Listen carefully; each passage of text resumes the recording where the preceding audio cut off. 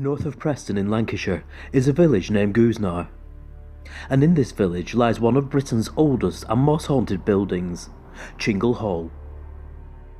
Formerly known as Singleton Hall, this historic building was constructed in 1260 by the knight Adam de Singleton, and was owned by the family until the 16th century. The Farrington family owned the hall from 1764, and during these years the hall was used as a meeting point for religious activity. Great efforts were made to keep the Roman Catholic traditions alive, as hiding holes were dug into the walls and a number of tunnels were dug which headed towards surrounding buildings in the area as a method of escape. One of the rooms that has previously encountered a number of unusual events is the kitchen. It is often reported by the current residents that pots and pans are moved about, and are constantly witnessing bangs similar to the sounds of cutlery being banged together. One of the most active rooms at the hall is Eleanor's room. This room belonged to Eleanor Singleton. It has been reported that Eleanor was held captive in this room for over 12 years, until her death at the age of 20.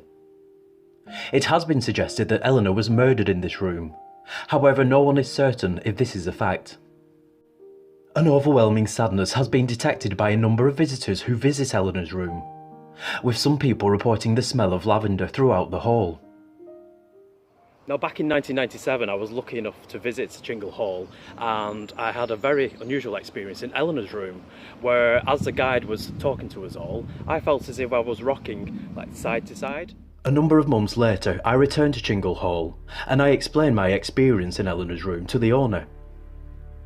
To my amazement, I discovered that only 2 weeks previous, one of the guests suddenly broke down in tears in Eleanor's room and had to leave the building, later explaining that he felt as if he was on a boat, comparing his feelings to seasickness. Once inside the hall, you will notice the wooden beams on the ceiling, which have a number of unusual symbols on them. Nobody knew what these symbols meant until a group of scientists took samples of the wood and found that the wood was many years older than the hall. This wood seemed to show large traces of salt, and it was discovered that the wooden beams were at one time belonging to a Viking longboat. It has been documented that in the 1950s the beams suddenly caught fire for no reason, and the fire disappeared as quickly as it started. It is reported that the smell of burning wood still lingers in many of the rooms at Chingle Hall, ever since this bizarre occurrence. One of the most famous ghost sightings at Chingle Hall is that of a 17th century gentleman named John Wall, who in the 1600s went over to France to become a priest. John returned to England to visit a friend, but was soon arrested and then convicted of being a Catholic priest. A century later, his severed head was brought back to Chingle Hall by a group of nuns, who buried John's head somewhere within the grounds of Chingle Hall. But where exactly, nobody knows. Ever since then, the spirit of the priest has been spotted roaming the grounds surrounding Chingle Hall, and it is believed that until his head is found, the spirit of John will never be at rest. Now, also Chingle Hall has its own chapel where the sighting of a hooded monk has been spotted, and he was on his knees as if he was in prayer. The figure of a hooded monk was a regular soul reported to have been seen crossing through the hall and towards the doorway to the stairs. The sounds of the main doorway opening and closing on its own, along with lights flickering on and off for no apparent reason. Chingle Hall now serves as a private residence, no longer open to the public, but phenomena recorded throughout the years makes Chingle Hall one of the most haunted buildings in Britain. Built by Robert Tatton during the 16th century, Wythenshawe Hall has witnessed a fascinating history. The hall was seized by Oliver Cromwell's forces during the 1640s, but the building was eventually handed back to Robert Tatton, and for 400 years Wythenshawe Hall remained in the Tatton family. During Cromwell's invasion of the hall, servant Mary Webb, along with her fiancé, both died in the struggle to save Wythenshawe Hall. Ever since Mary's death, The sounds of sobbing is heard throughout the building, along with the regular sightings of Mary's spirit wandering through the dark corridors within Wythenshawe Hall.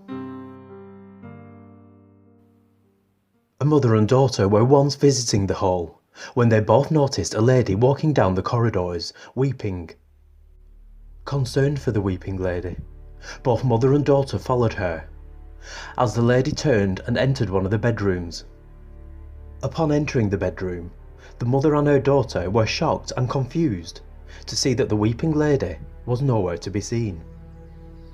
Visitors to Wythenshawe Hall often report the sounds of heavy footsteps within the empty rooms, along with being touched, pinched, and even pushed by unseen hands.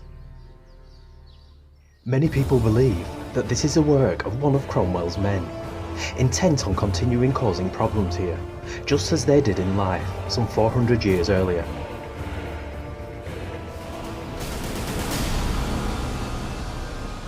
Dating back to the 16th century, Wyckoller Hall was built by Piers Hartley.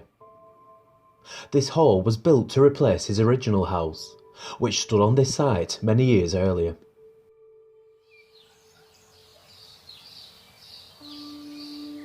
Following Piers Hartley's death, the estate was passed down to the Cunliffe family, and then in the 1720s was again handed over to Henry Owen. But there was one condition. Henry had to take the name Cunliffe. Now known as Henry Owen Cunliffe, he became the new squire, embarking on a huge project which would see Wyckoller Hall redesigned and modernised, making it a place more suitable for his position, and at the same time was hoping that this newly designed hall would attract him a new wife. Taking over a year to complete, Henry's new home stood proudly overlooking nearby cottages and farmland. And as Henry had intended, his grand new home helped him achieve one of his goals, which was to marry. Both Henry and his wife soon moved into the hall and enjoyed a happy and luxurious lifestyle together. Being the keen sportsman and gambler, it wouldn't be long until Henry was running up huge debts and putting the future of his family, along with his beloved home, in jeopardy. Henry died in 1818, and the property, along with Henry's debts, were all handed over to his nephew, Charles Cunliffe Owen. Charles couldn't pay off his uncle's debts, and Wyckoller Hall was eventually lost, and as the years became decades, large parts of the hall's stonework were sold off to build a new cotton mill. Now left abandoned and unoccupied for several years, Wyckoller Hall began to crumble, and more of its stonework was being taken away and used for new building projects within the local area. What we see here today are all that remains of this hall. But if you pass through here on a dark, stormy night, don't be too surprised at what hidden secrets you might come across within the eerie abandoned remains of Wyckoller Hall.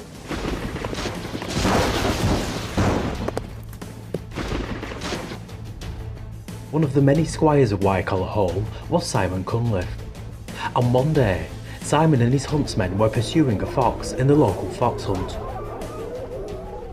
The fox ran towards the hall and through the door and up the stairs, making its way to the lady's chamber, followed shortly by the bloodthirsty hounds charging into the hall intent on catching and destroying the fox.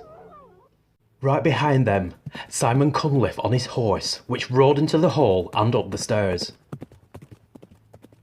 Terrified, Simon's wife was screaming with fear.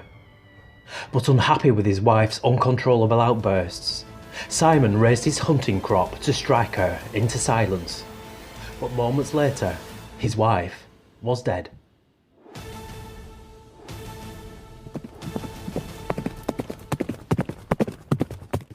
During the stormy seasons, it is said that Simon's spirit is seen late at night outside the hall. The haunting sounds of his horse's hooves are heard clattering across the bridge and towards the hall's main door. And the sounds continue as if they are running up the stairs. and followed by the terrified woman's screams. Turning back around, the phantom horseman makes his way back through the dark and winding paths, and then mysteriously vanishes within the surrounding woodland, returning once again the following year.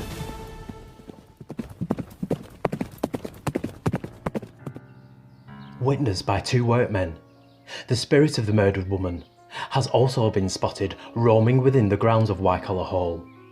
Wearing a black silk dress, the ghostly lady has been seen here on a number of occasions.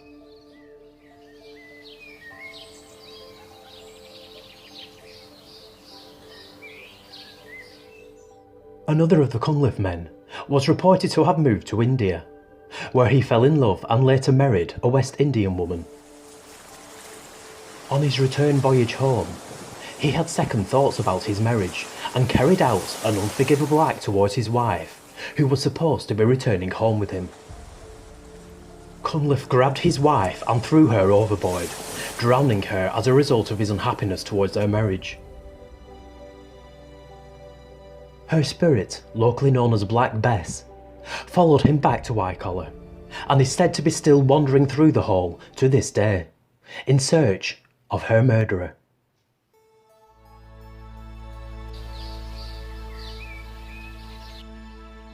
Belonging to the Townsend family for almost 400 years, the grand country estate of Raynham Hall stands proudly in Norfolk. But for the past 2 centuries, Raynham Hall has been a place made famous for its unworldly presence of a terrifying phantom, known to many as the Brown Lady.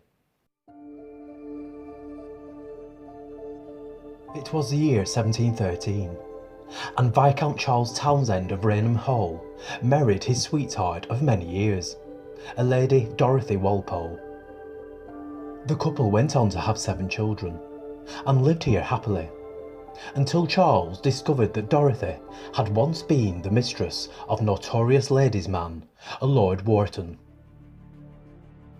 Although the affair was many years before their marriage, Charles Townsend was furious with his wife, and he decided to lock her away within Raynham Hall, forbidding any contact with the outside world or even her own children.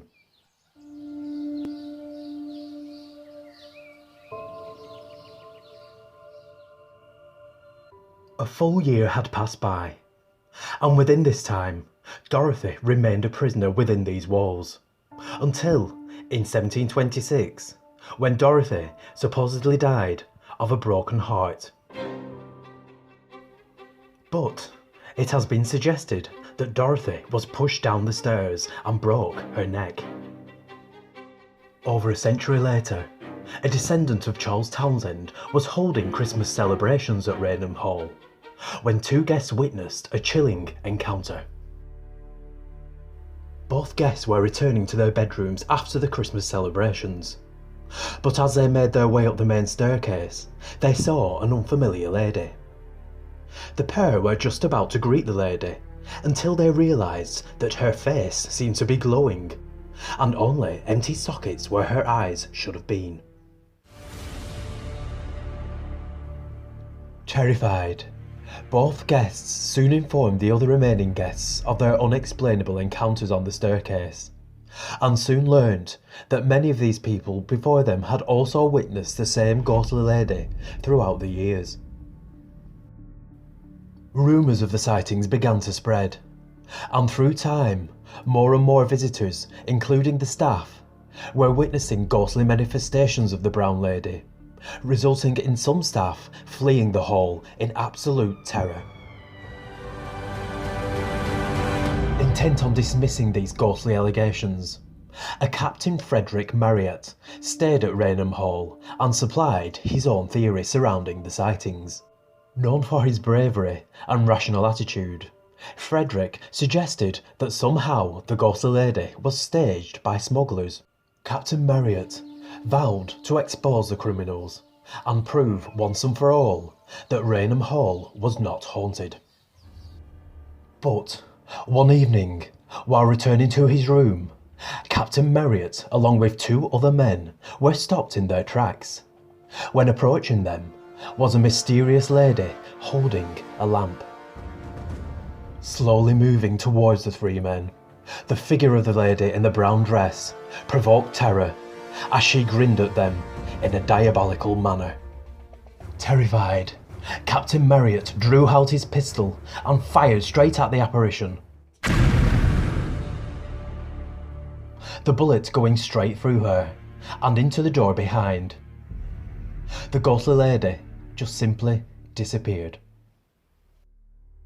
After this encounter, Captain Marryat was convinced that the brown lady was identical to a 100-year-old portrait in his bedroom, this being the portrait of Lady Dorothy Walpole. A century later, and unaware of any hauntings at Raynham Hall, Lady Townsend and her son were one day left frozen with fear when they saw the apparition of the brown lady standing on the main staircase, again claiming that the woman that they saw was the same lady in the portrait. It wasn't until 1936, when yet another reappearance of the brown lady would maybe prove once and for all of her existence, as her ghostly image was finally made visible for all to see. A photographer and his assistant were sent here in 1936 to take pictures of Raynham Hall for Country Life magazine. Whilst taking photographs of the staircase, the photographer's assistant yelled uncontrollably, claiming to have seen an unexplainable figure manifesting on the stairs.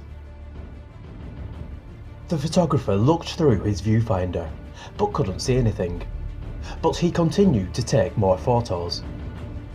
On later inspection of the photo plates, there was indeed a ghostly figure on the stairs. The photograph was later examined by experts, all confirming that the photo was genuine and not faked in any way. Several months later, and 200 years after the very first sighting of the brown lady, this photograph was published in Country Life magazine for all to see. The brown lady of Raynham Hall has never been seen since, but her appearance seems to be spaced apart by about 100 years, so maybe we haven't got too long to wait before her reappearance terrifies us once more. 'Cause I believe in you.